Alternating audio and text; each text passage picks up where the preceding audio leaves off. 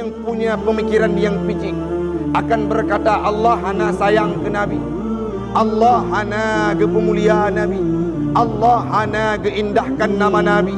Beliau merupakan seorang Rasul Khatimun Nabiyyin. Beliau merupakan seorang Nabi yang diutus di akhir zaman, la nabiyya ba'da. Kenapa Allah tidak menyebutkan asra bi rasulihi? Kenapa Allah tidak menyebutkan asra bi nabiyyihi? Tapi Allah menyebutkan dalam firman-Nya asra bi abdihi. Orang yang punya pemikiran picik akan berpikir demikian, tapi orang yang punya mata batin akan berkata, itulah kalimat yang sangat pantas, yang sangat mulia yang diucapkan oleh Allah kepada Nabi Muhammad. Alhamdulillahilladzi asra bi'abdihi laylan minal masjidil haram ilal masjidil aqsa. والصلاة والسلام على سيدنا محمد حبيبنا المصطفى وعلى آله وصحبه أهل الصدق والوفاء أما بعد فقال الله تعالى في القرآن الكريم أعوذ بالله من الشيطان الرجيم بسم الله الرحمن الرحيم أقم الصلاة إن الصلاة تنهى عن الفحشاء والمنكر واستعينوا بالصبر والصلاة وإنها لكبيرة إلا على الخاشعين صدق الله العظيم وصدق النبي رسوله الكريم ونحن على ذلك من الشاهدين والشاكرين إلهي أنت مقصودي ورضاك مطلوبي أعطني محبتك wa ma'rifatak. Jamaah sidang solat subuh sekeyakinan seakidah yang kami muliakan, marilah di awal perjumpaan kita pada pagi ini kita memuja dan memuji Allah empunya alam semesta, Allah yang telah memberangkatkan seorang hambanya untuk Isra, perjalanan secara vertikal, dan Mi'raj, perjalanan secara horizontal, gunanya untuk linuriyahu min ayatina, yang selanjutnya dibekali dengan perintah ibadah solat. Salawat dan salam keharibaan baginda Rasulullah sallallahu alaihi wasallam. Beliau adalah seorang yang sangat mencintai kekompakan, persatuan. Seperti subuh ini kami haru dibuat oleh suasana dalam rintikan hujan, dalam dinginnya suasana, tapi semangat para jamaah tidak pernah pudar untuk melangkahkan kaki berkumpul di tempat yang mulia ini guna bermuraqabah dan berjamaah solat subuh bersama yang tadinya sudah diimami oleh imam yang muda, yaitu Ustaz Ali Abdul Rahman. Semoga kebersamaan ini akan terus terjaga sampai waktu yang tidak pernah kita tahu, dan insya Allah dengan berkat kebersamaan ini pula lah kita akan bersama Nabi kelak di yaumil qiyamah dalam surganya Allah. Salawat dan salam kepada al dan sahabat beliau sekalian yang telah memberikan dedikasi kontribusi terbaik mereka untuk Islam, agama yang kita cintai. Berkat perjuangan sahabat dan keluarga Nabi lah sehingga Islam kuat dalam perjalanan Nabi mensuarakan kalimah la ilaha illallah. Yang kita hormati seluruh jamaah yang tidak mungkin kita sebutkan namanya satu persatu, insyaallah semuanya kita yang berada di bawah atap Masjid Syuhada Kampung Jawa ini akan dimuliakan oleh Allah Subhanahu wa taala. Ya Rabb, hari ini kami berkumpul di bawah atap masjidmu, di bawah rumahmu ya Rabb. Walaupun dalam kondisi hujan menyelimuti tubuh kami, bahkan hujan sudah hampir 2 hari tiba di tempat kami, kami tidak pernah pudar untuk melaksanakan ibadah kepadamu. Tempat ini menjadi saksi, waktu ini menjadi saksi, seluruh masyarakat yang berkumpul di bawah masjid ini menjadi saksi untuk kami mendapat ridhamu yang kelak kami akan mendapatkan surgamu. Amin ya rabbal alamin. Hamba Allah orang syi'lun, ayah, adun, ummi, ibu yang kami muliakan, kita tidak akan pernah dilupakan, ataupun kita tidak akan pernah melupakan sebuah peristiwa yang menjadi momentum terbesar dalam kehidupan umat Islam. Selama Al-Quran itu masih dibacakan, selama surah Al-Isra itu masih didengungkan, selama Al-Quran itu masih disuarakan dimanapun berada oleh qari-qari, oleh para murattal, oleh orang-orang yang hamilul Quran, yang hafidhul Quran, maka selama itu pula lah akan mengingatkan kita tentang sebuah peristiwa yang Allah abadikan dalam firman-Nya, surah Al-Isra ayat pertama, di mana Allah berpesan, subhanalladzi asra bi'abdihi lailan minal masjidil haram ilal masjidil aqsa. Sebuah ayat yang sangat singkat, namun oleh Imam As-Suyuti membutuhkan lembaran kitabnya hampir 5 lembar. Bahkan Imam Ibnu Katsir dalam menjelaskan tentang satu ayat tersebut kurang lebih hampir 10 lembar kitab yang ditulis oleh beliau termaktub tentang penjelasan menyangkut dengan ayat tersebut. Artinya sebuah ayat ini yang difirmankan oleh Allah tentang proses Isra Mi'raj akan menjadi hal yang biasa apabila dibacakan oleh orang-orang yang tidak punya mata batin, akan menjadi hal yang biasa apabila direnungi oleh orang-orang yang tidak punya keimanan. Tetapi kalimat yang terucapkan dalam firman Allah tadinya akan menjadi sebuah hal yang luar biasa bila kalimat itu dibacakan oleh orang-orang yang punya takwa, yang punya iman, yang punya ruh ibadah dalam kehidupannya, akan menjadi hal yang tidak pernah dia lupakan dalam kehidupannya. Bagaimana tidak? Dalam ayat tersebut Allah mengutarakan subhanalladzi asra bi'abdihi. Yang pertama Allah mengucapkan kalimat asra. Apa maknanya? Artinya Nabi Muhammad, proses Isra Mi'raj Nabi Muhammad berangkat bukan dengan sendirinya, tetapi berdasarkan kehendak dan kekuasaan Allah Ta'ala. Kenapa demikian Ustaz?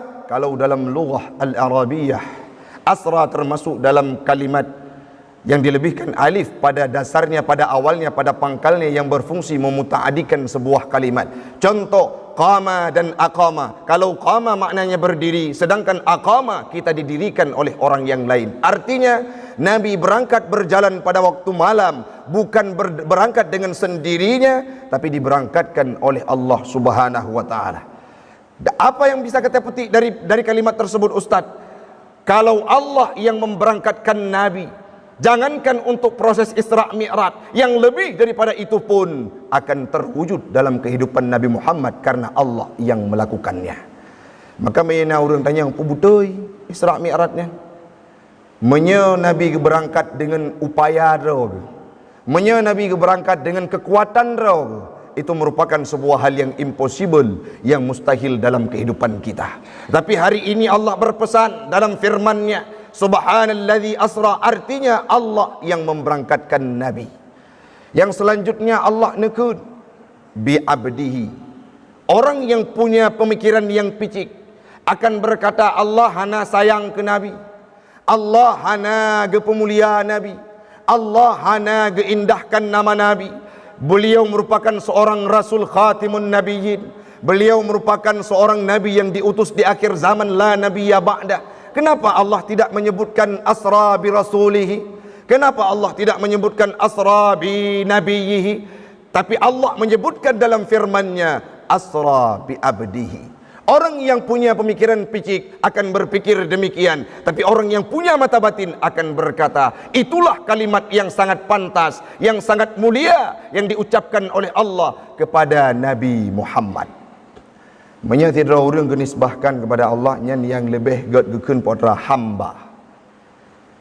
Kenapa? Karena kita diciptakan oleh Allah, wa ma khalaqtul jinna wal insa illa liya'budun.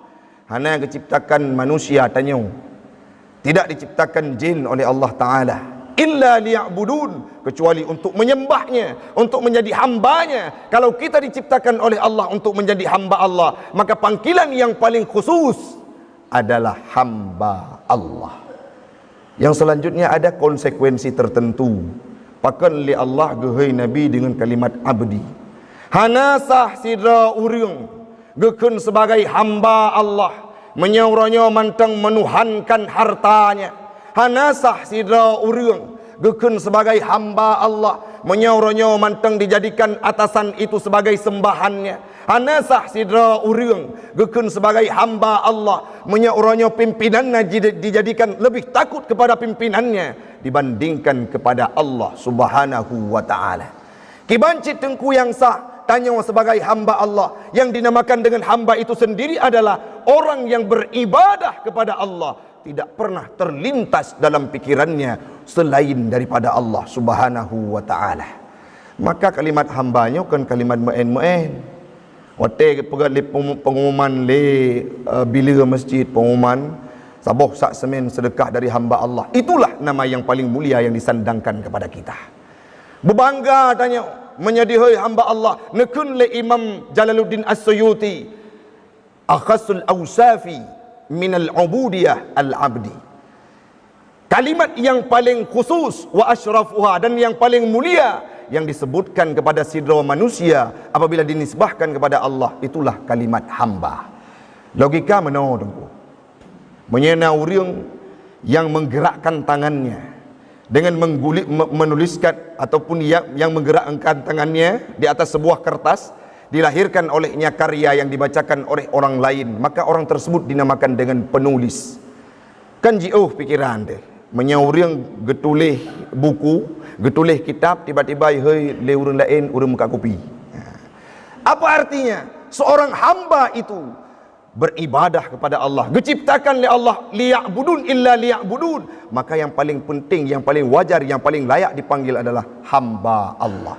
Tanya orang Bandung meronyo tak tanya, long pernah lagi Nabi, long pernah long sembah Tuhan manteng, ataupun di sisi Tuhan, di sisi Allah kamu getanya mandum manteng ta dewakan hal yang lain. Itu perlu dipertanyakan supaya sah kita dipanggil sebagai hamba Allah, legalitas kita sebagai hamba Allah terbukti. Maka poin paling penting, jadikan dirimu sebagai orang yang tidak pernah melirik yang lain saat beribadah kecuali kepada Allah. Jangan pernah kita menuhankan yang lain supaya sah kita disebut dengan bi abdihi.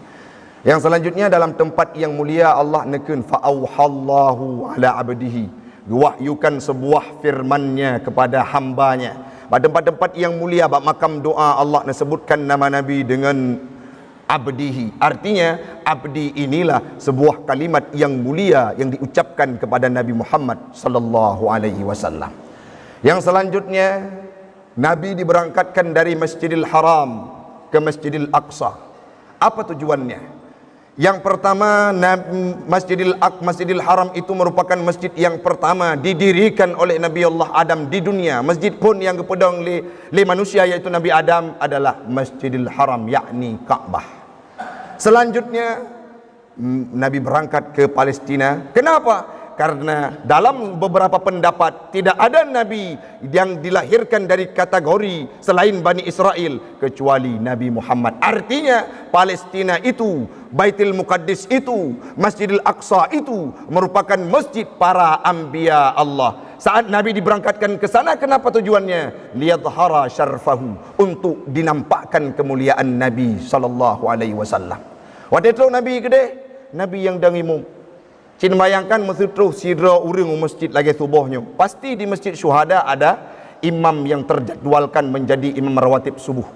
Tapi saking mulianya komunitas SMS ini, ada imam yang dibawakan oleh mereka, dijadikan sebagai imam. Artinya memunculkan kemuliaan komunitas, bahkan subuh ini diimami oleh Ustaz Ali. Artinya Nabi Muhammad gedang imam untuk anbiya lain, Nabi Muhammad lah yang paling mulia dibandingkan daripada nabi-nabi yang lain. Dan tadi Nabi berangkat untuk mi'raj, berjumpa dengan Allah. Nah yang tanya tengku, Nabi merumpak dengan Allah Ta'ala peruh mentang pujasat. Dalam tafsir Jalalain, dalam tafsir Ibnu Katsir dan dalam tafsir Al-Qurtubi dijelaskan bahawa Nabi berjumpa dengan Allah dan Isra Mi'raj bijasmihi, dengan jasadnya, dengan bentuknya, dengan tubuhnya, wa ruhihi, dan dengan ruhnya Nabi. Artinya tubuh dengan ruh yang berangkat. Ada sebuah pendapat yang dinakalkan daripada Aisyah bahawa Nabi berangkat ruhnya mardudun, itu ditolak, tidak diterima. Dalam sebuah hadis yang diriwayatkan oleh Imam Hakim dalam kitab Mustadraknya, Nabi berkata, ra'aitu rabbi, aku melihat Allah Tuhanku, bi'aini, dengan mataku, bira'si, dengan kepalaku. Maka orangnya harus tak terima oleh pikiran katanya bahawa Isra' Mi'raj itu adalah proses yang sangat mustahil dalam kehidupan manusia, namun tidak mustahil dalam pandangan Allah Subhanahu wa taala. Namun sangat disayangkan, dari buno dari pun menggebu-gebu untuk tak jelaskan, tapi yang kita dapati hari ini adalah urgensitas untuk melaksanakan ibadah solat sudah mulai diabaikan oleh siapapun yang kita jumpai, baik di tempat kita di Kota Luk Semawe, di Aceh, di Indonesia. Solat itu tidak dijadikan sebagai prioritas dalam kehidupan umat Islam. Sembahyang yang diprioritaskan, sembahyang yang jid kesabuh asupan yang wajib dalam kehidupan umat Islam, maka yakin masjid hana ruang yang kosong untuk sujud. Bandum urang punah padum le jiwa-jiwa yang menganut agama Islam di Indonesia, tetapi masjid terabaikan, tidak ada tempat yang orang-orang yang sujud, kurang dari tempat orang-orang yang sujud di masjid. Nyo perle jid ke tugas kita nyo masing-masing. Artinya kita sampaikan, hai tengku, bek nejak sembahyang watan nenek penikah anak mentau, atai kata dengan ijab kabul, bek malai dengan melintai, watenyan kasering di masjid. Sebelumnya tidak pernah nampak ke masjid. Begitu juga yang muda-muda, atai kada anak dara yang kena mengkawin, watai kenang bimbingan bakau yang tabi di ke masjid. Jamun bek le masjid suadan bengi. Sekarang sudah tiba ke masjid. Kenapa? Ada faktor X, dia mau menikah. Maka ini mindset yang harus kita robah. Untuk apa tujuannya? Supaya kita memaknai bagaimana sulitnya, bagaimana baiknya, bagaimana impossible-nya dalam pemikiran kita sebuah proses Isra' Mi'raj, sebuah perjalanan Isra' Mi'raj Nabi Muhammad untuk gedrimang sembahyang. Artinya lom menyata fikir sembahyangnya bujutlah hati danyo bertenang, akhlak danyo berjeroh. Karena Nabi wate gak cok ibadah sembahyang gepu uzlah gepu rialah li Allah Taala untuk Isra' Mi'raj. Wate tunnya Nabi sangat luar biasa, beliau berada dalam kesedihan dan kegundahan. Isteri tercinta beliau Khadijah meninggal dunia. Paman tersayang Abu Talib meninggal dunia, yang pernah berkata, menyona urang yang nak gagu Muhammad Fiun boleh ganyan rod, maka siap tubuh lunjuk tanah gekun li Abu Talib. Abu Talib juga meninggal dunia. Hana memada dengan meninggal dua-dua orangnya. Nabi Muhammad hinan wate di Mekah di embargo luar biasa. Sampai suahna berangkat ke kota Taif. Wate tu Taif, singkat cerita jid kesaksi kota Taif, Nabi ro darah bajai putih tanpa mirah. Artinya apa? Isra' Mi'raj ini untuk menerima ibadah solat dilewati oleh Nabi sebelumnya dengan masa-masa paceklik, dengan masa-masa yang sedih, dengan masa-masa yang gundah, digepenan dengan tahun Amul Khuzni. Maka kesimpulannya apa? Wujudlah sembahyang yang gak terima oleh Nabi sebagai pengobat atenya Nabi tanya pun dengan wab sembahyangnya. Wujudlah ate kita nyo lebih jeruk dan bertenang. Menyenau riang tengku. Watena masalah laudip ke? Masjid sering gejak, yang berarti hati kapah. Watena masalah laudip semayang makin le, yang hati kajeroh. Makin le masalah Allah gadah lah mudip katanya. Itu perlu dipertanyakan bagaimana legalitas kita menjadi seorang Muslim. Apakah kita tidak merasakan solat itu menjadi sebuah hal solusi dalam kehidupan umat Islam? Rasul pernah berkata dalam sebuah hadisnya yang diriwayatkan oleh Imam At-Tirmizi pun oleh Nabi, kunci daripada surga itu adalah solat. Kunci daripada solat itu adalah wudu. Artinya getanya untuk merempok ridha Allah Ta'ala, getanya untuk merempok surga Allah Ta'ala, dirikan solat, tunaikan solat. Kalimat solat pada nombor huruf sagai. Nah yang tulis S-O-L-A-T ataupun nah yang tambah hah pada. Arti hana teruk mesti peluk krek. Cukup di kalimat nah yang pegah 5, nah yang pegah 6. Tetapi kalimat solat tersebut, walaupun katanya, walaupun huruf abjadnya sangat singkat, sangat di, tapi yang melaksanakan urang yang pedang semayang cukup lu yang tinggal. Sampai dak jamun wate belum pernah lun dengar baru si ilon gekun. Nah urang-urang yang di pedesaan wate terus musim jak ulang, sehingga timbullah sebuah opini, pepatah dari Aceh, sembayang je ke sembayang pucuk rambut, bungah na tan seput, kejut, geruku lamblang. Tapi hayya ala solah diabaikan. Gemita rezeki di Kota Luk Semawai gemekat meniaga, tapi hayya alal falah dikumandangkan. Mari kita solat, mari kita menuju kemenangan. Maka uronyo urung syiklun, marilah kita sadar diri untuk kita tingkatkan kualitas ibadah kita menyebrokon dan semayang wajib menteng 5 boh wate. Uronyo ci tingkatkan benar tahajud, uronyo ci tingkatkan baik tinggal semayang duha, uronyo ci tingkatkan wate tetemang dalam masjid, dan gunakan kening kita untuk sujud kepada Allah Subhanahu wa taala. Sembahyangnya pun, yang terakhir, sembahyang pun sangat banyak kelebihan. Contoh, tanya kadang-kala lun masa sidro pimpinan dayah, secara logika di tempat yang lain tentang menyulai katanya lengket dengan tanah. Tapi waktu sembahyang, sebesar apapun jabatanmu, mau itu pimpinan daya, mau itu pimpinan daerah, mau itu pimpinan keluarga, mau itu orang-orang yang bekerja punya jabatan yang mulia, saat solat lengketkan kepalamu yang dimuliakan oleh orang lain untuk sujud kepada Allah. Artinya di hadapan Allah tidak ada perbedaan. Ini pelajaran yang diberikan oleh solat. Bahkan solat dalam beberapa analisa kesehatan merupakan olahraga terbaik. Nasaboh kejadian, nasaboh gerak yang membuat Dr. Fidelma masuk Islam, orang yang berkebangsaan dari barat Amerika. Kenapa? Karena mendapatkan fakta tentang gerakan sujud, akhirnya beliau masuk Islam. Kenapa? Tubuh manusia memerlukan darah yang mengalir dalam otaknya cuma beberapa detik. Itu didapatkan saat sujud yang dilakukan oleh umat Islam dalam solatnya, sehingga beliau meninggalkan agamanya masuk dalam agama Islam. Kenapa? Solatlah yang mengantarkan beliau untuk masuk dalam agama Islam. Orangnya uru-uru yang kon Islam, fanatik terhadap Islam sehingga tamang Islam, contohnya seperti Dr. Fidelma, Maurice Busail. Kita yang sudah berada dalam Islam mengabaikan urgensitas untuk melaksanakan ibadah solat. Ini perlu ditingkatkan kembali. Baik sampai na melintai tu, tanya ngan melintai uring yang musa-musa mote subuh, tagli melintai na budak. Oleh yang tak kala tanya mote melintai hana bergabuk, tanya pihana tergabuk, sehingga subuh itu terlewatkan tanpa ada beban. Sehingga Nabi pernah nekun, orang yang hana sembahyang nyon kenalkan kalimat lun, orang yang hana sembahyang tak ubah ji lagi kehidupan bui. Kerja menantu baik sahadat. Wate terus sidra orang yang mekaoi, anak ke berpulih, menyepulih anak ke dimandikan dengan kencingnya babi. Wate nyan gak mita hana merumpok. Hai bui pandai merumpok, wate merumpok katanya gadah peluang. Tapi wate nyan gepegah oleh Nabi, apabila engkau memang sudah bernazar seperti itu, pergilah ke rumah orang yang tidak solat, lihatlah rintikan hujan yang turun di rumahnya, tampung, tak ambil air tersebut, mandikan anakmu. Iya begitu ya Rasulullah. Iya, kenapa?